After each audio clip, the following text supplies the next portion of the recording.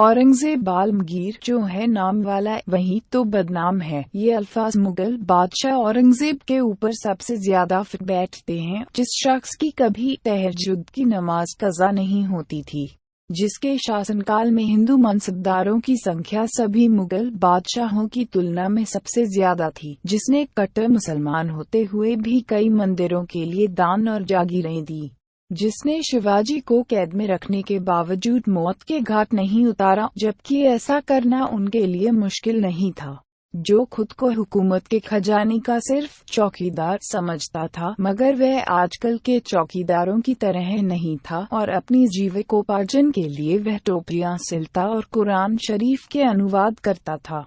औरंगजेब ऐसा बादशाह है जिसके साथ इतिहास और तास्सुबी इतिहासकारों ने कभी न्याय नहीं किया। एक ऐसा बादशाह जिसे भारतीय इतिहास में सबसे ज्यादा बदनाम किया गया है, मगर जो अपने खानदान के तमाम बादशाहों में सबसे ज्यादा मुत्की, परहेजगार, इंसाफ पसंद, खुदा से डरने वाला, हलाल रिज़्क खाने वाला और तहज्जुद गुजार बंदा था। उस बादशाह का नाम है हजरत औरंगजेब रहमतुल्लाह अलैह, जिनका मज़ार पाक औरंगाबाद महाराष्ट्र में है। क्या यह आश्चर्य की बात नहीं है कि हिंदू धर्म के सिद्धांतों, कर्मकांडों का यथाविधि पालन करने वाले व्यक्ति को समर्पित हिंदू कहा जाता है। कार्ल मार्क्स के सिद्धांतों पर मजबूती से चलने वाले इंसान को समर्पित कॉमरेड कहा जाता है। बुद्ध के आदर्शों पर चलने वाले भंतेजी या बौद्ध को समर्पित बौद्ध कहा जाता है, मगर इस्लाम के सिद्धांतों पर चलने वाले आदमी को समर्पित मुसलमान नहीं कहा जाता, बल्कि उसे कट्टर मुसलमान की उपाधि दी जाती है। इसी भेदभाव का शिकार औरंगजेब जैसे बादशाह को भी होना पड़ा और आज तक उनके साथ ये लक़ब जुड़ा है कि वह एक कट्टर मुसलमान था, जो एक मंजने प्रतिदिन उतरवा कर ही खाना खाता था। जबकि इस बात के खंडन के लिए अंग्रेज इतिहासकार प्रोफेसर अर्नाल्ड ने अपनी किताब प्रीचिंग ऑफ इस्लाम में लिखा है, औरंगजेब के दौर के इतिहास में जहां तक मैंने तफ्तीश और पड़ताल की है, मुझको पता चला है कि कहीं भी किसी भी हिंदू को जबरदस्ती मुसलमान बनाए जाने का कोई प्रमाण नहीं है। मुंशी ईश्वरी प्रसाद अपनी मशहूर किताब तारीख़-ए-हिंद में लिखते हैं, परमात्मा की शान है कि औरंगजेब जितना रियाया का खैरख्वाह था, इतिहास में उसे उतना ही ज्यादा बदनाम किया गया है। कोई उसे जालिम कहता है, कोई खूनी, मगर हकीकत में वह आलमगीर का ही लक़ब पाने का अधिकारी है। भारत में मुसलमानों की हुकूमत करीब 600 साल तक रही। दिल्ली मुसलमानों की राजधानी थी, वहाँ हर तरह की ताकत मुसलमानों के हाथ में थी। अगर मुस्लिम बादशाह हिंदुओं को तलवार के बल पर मुसलमान बनाना चाहते तो वे सबसे पहले दिल्ली और आसपास के हिंदुओं को ही मुसलमान बनाते, क्योंकि ऐसा करने से उनकी हुकूमत को भी एक तरह से सुरक्षा मिल जाती, क्योंकि आसपास कोई दुश्मन आबादी ही नहीं रह जाती जो हुकूमत के खिलाफ विद्रोह कर सके। मगर यह एक आश्चर्यजनक तथ्य हमें नजर आता है कि दिल्ली और उसके आसपास 50 मील की आबादी हमेशा बहुसंख्यक हिंदुओं की ही रही और वे भी खुशहाल और इज्जत के साथ रहते आए थे।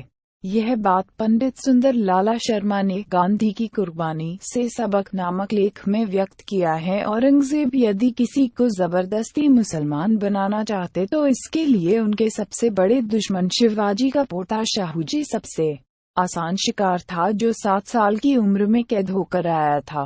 मगर औरंगजेब ने शाहूजी की परवरिश एक मराठा राजकुमार की तरह की और कभी भी उनके धर्मांतरण का कोई प्रयास नहीं किया, बल्कि उन्होंने खुद व्यक्तिगत रुचि लेकर शाहूजी की शादी बहादुर जी मराठा की बेटी के साथ धूमधाम से की, जैसे कोई बाप अपने बेटे की शादी कराता है।